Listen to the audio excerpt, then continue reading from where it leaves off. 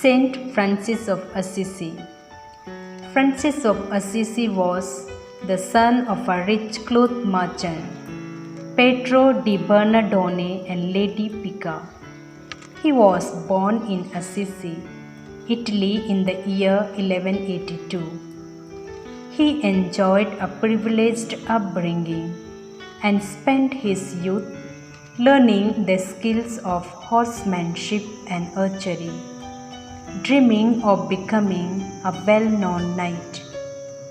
He left school at the age of 14 and became a rebellious teenager who often broke the city curfew and spent his time partying, drinking and indulging in the finest foods. It was hoped by the family that Francis would follow his father into the textile business, but he found the idea of a life in the cloth trade to be very dull and would not contemplate becoming a merchant. In 1202, war broke out between Assisi and nearby Perugia, and Francis finally realized his wish to become a soldier. About the age of 19, Francis joined the cavalry and went to war. Excited at the prospect and having no idea that the path he was about to follow would change his life forever, Francis was captured and taken as prisoner.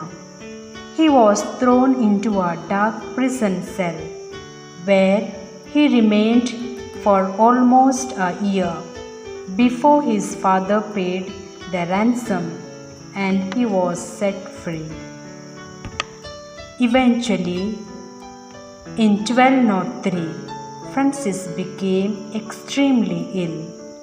As a result of the condition, he was confined to his bed for several months. It was during this time Francis later confided he began to have vision. That was to become the start of his spiritual conversion. When Francis had recovered and was strong, he set off to rejoin the Assisi army, who was engaged in battle in Apulia. On the road to war, Francis had a dream.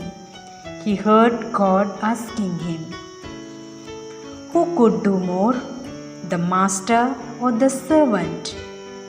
Francis read this dream as a sign that he had been serving the servant, and this was not the life that he was destined for.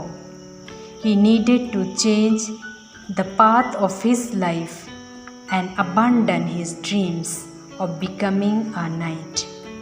Thus, he returned to Assisi and gave up his luxuries, his expensive belongings, and surrendered his life to looking after the poor and the sick of his community. Now, in his youthful 20s, he was spending his time in churches around Assisi, praying to God and helping the lepers. He was looking for the answer and for a clear description of what he must do. While he was praying in a church at San Damiano, he heard the voice of God who told him that he must live a life of extreme poverty and must preach the word of God. Francis sold a bolt of cloth from his father's shop in order to help fund the rebuilding of the Christian church. But his father was furious and dragged him to the local bishop, who told him that he must return the money to his father. Francis stripped off his clothing and handed the money and the cloth to his father, proclaiming that God was now the only Father he recognized. He left Assisi in a rough tunic that the bishop had given him to cover his nakedness. This tunic later became the trademark clothing of the Franciscans. Francis gave up everything and adopted a life of poverty and was known as Little Paurello. He then started searching for God's will for him. Lord, what do you want me to do?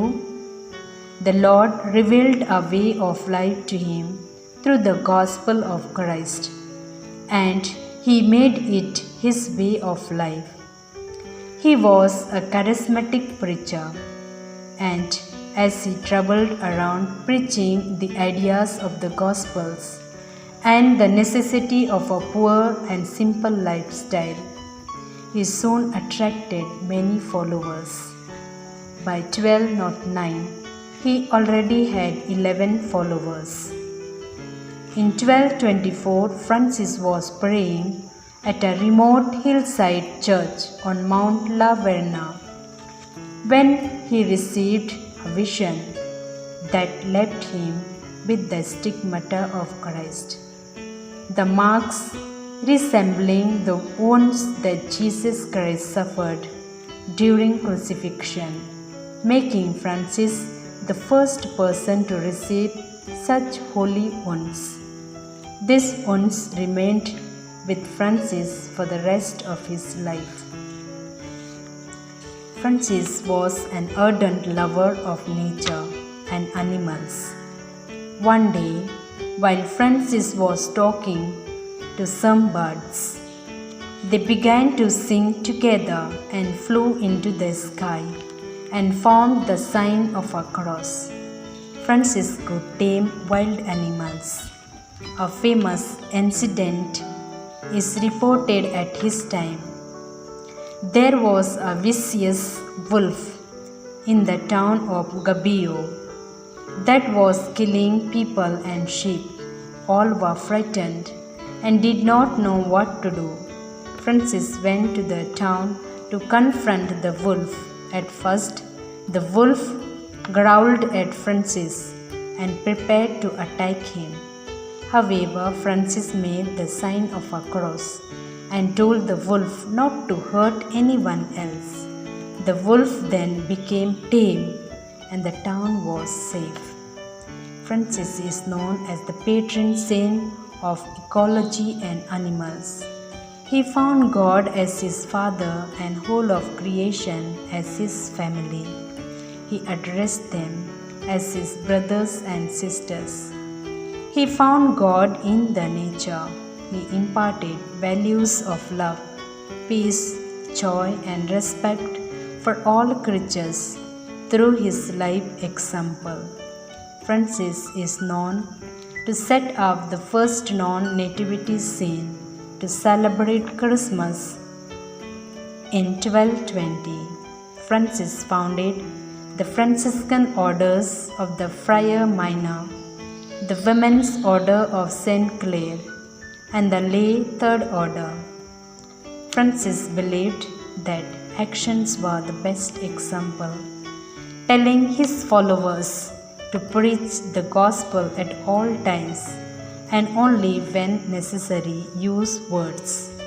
His famous prayer is a stark reminder of all that he stood for. Lord, make me an instrument of your peace. Where there is hatred, let me sow love. Where there is injury, pardon.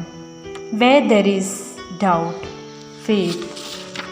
Where there is despair, hope. Where there is darkness, light. Where there is sadness, joy. O Divine Master, grant that I may not so much seek to be consoled as to console, to be understood as to understand, to be loved as to love. For it is in giving that we receive. It is in pardoning that we are pardoned. It is in dying that we are born again to eternal life. Francis embraced Sister Death on 3rd October 1226 at the age of 44 and was canonized on 16th July 1228. October 4th is observed as Saint Francis' feast day. Francis said, "Let us begin again, my sisters and brothers, for up until now we have done little or nothing." Friends, every day is an opportunity to begin again. Let us begin again. Happy feast of our patron saint, Saint Francis of Assisi.